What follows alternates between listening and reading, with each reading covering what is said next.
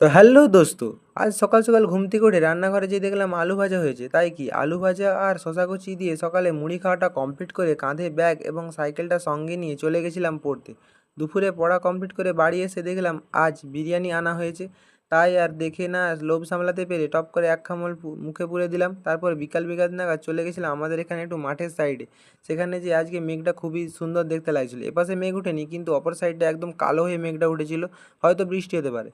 কিন্তু সন্ধ্যা সন্ধ্যা নাগাদ বৃষ্টি না হয় একটু হালকা পাতলা রেডি সেডি হয়ে গাড়িটাকে সঙ্গে করে নিয়ে এবং এই বন্ধুটাকে সঙ্গে নিয়ে চলে গেছিলাম একটু ঘুরতে। ঘুরতে বলতে আর কোথায়, ঘোরা মানেই দাসপুর।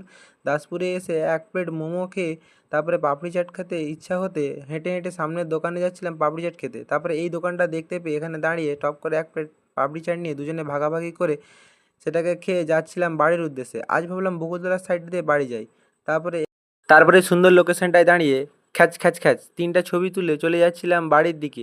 Guys, এই মাত্র বাড়ি এলাম, ঠিক আছে? তো বাড়ি এসে তো 8:30টার মতন বেজে গেছে। তো এখন এসে মনে পড়লো গাইস কালকে টিউশন, তার এখনো পড়াই করা হয়নি, তো সেটা করে নিই আমি, ঠিক আছে? তো চলো দেখাবে তোমাদের সঙ্গে নেক্সট ব্লগে।